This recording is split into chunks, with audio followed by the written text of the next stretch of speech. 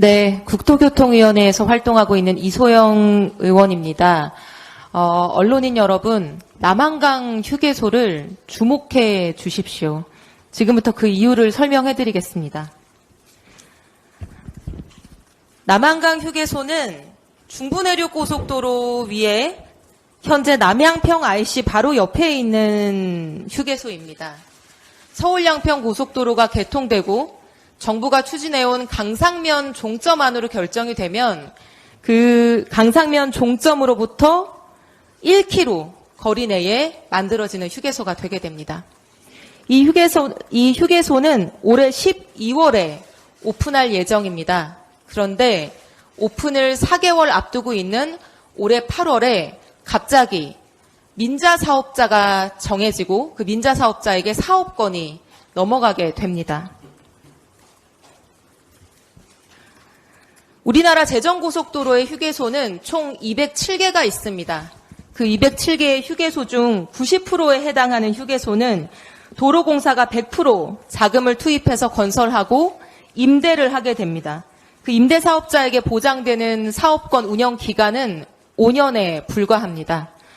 나머지 10%의 휴게소의 경우에는 민간 사업자가 100% 돈을 투입하고 약 25년 정도의 사업 기간을 보장받게 됩니다. 그런데 이 207개의 제정고속도로 휴게소 중에 단 한 번도 사례가 없었던 방식으로 이 남한강 휴게소는 민자로 전환되게 됩니다.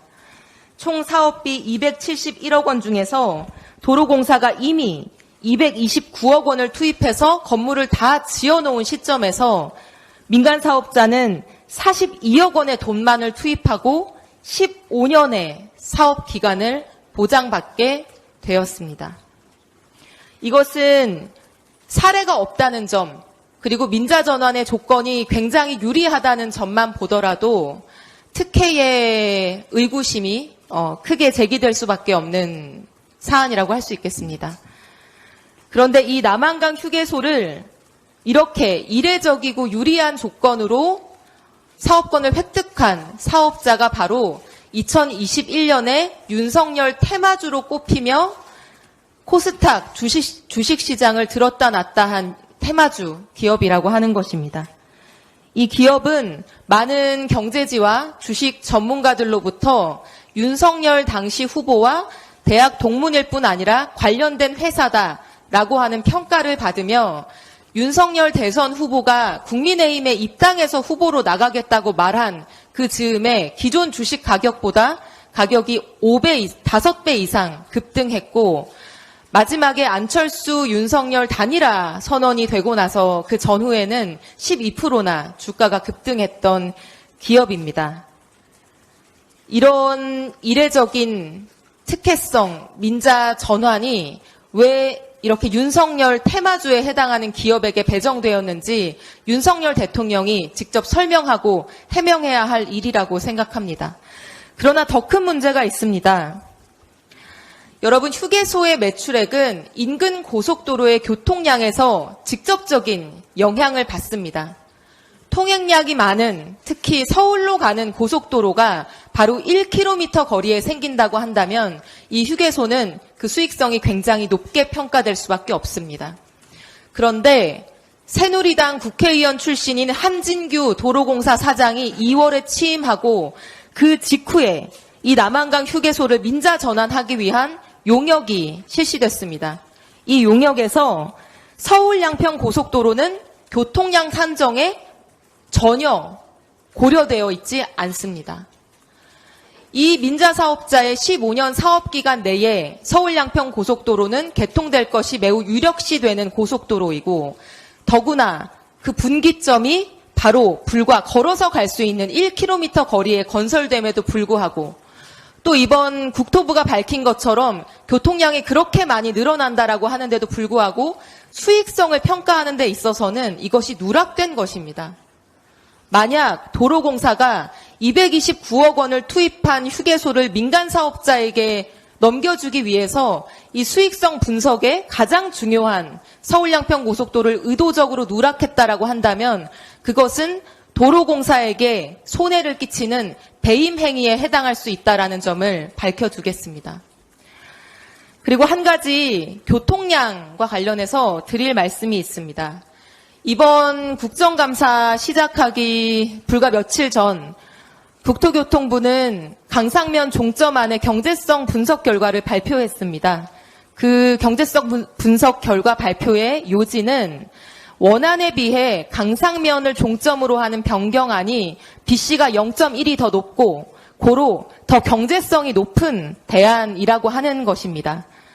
BC가 0.1이 더 높게 된 원인은 딱 한 가지입니다. 비용은 변경안이 더 많이 들지만 교통량이 6,000대가 더 늘어난다라고 하는 것입니다.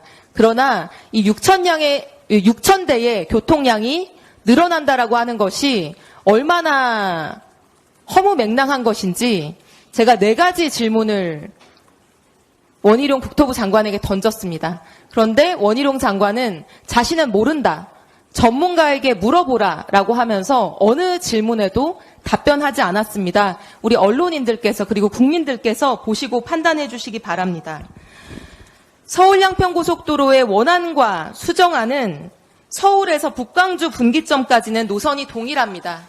그 이후에 이렇게 2가지 노선으로 갈라지는 것입니다. 그런데 여러분, 이 2개의 종점은 실제로 차로 4분 거리, 7km 거리로밖에 차이가 나지 않습니다. 그러면 이 7km 차이밖에 나지 않는 종점이 변경된다고 해서 양서면이 종점일 때는 이 고속도로를 타지 않을 6,000대의 차량이 갑자기 이 고속도로를 이용하게 된다.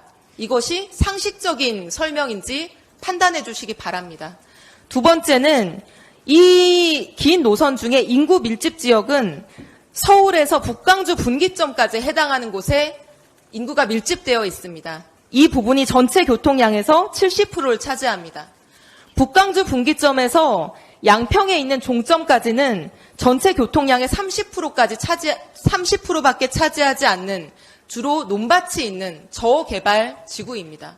그런데 이 저개발 지역에 도래해서 종점이 변경된다는 이유만으로 6,000대의 교통량이 늘어날 수 있는지, 전체 교통량의 22%에 해당하는 교통량이 늘어난다는 것이 과연 납득 가능한 설명인지를 판단해 주시면 좋겠습니다.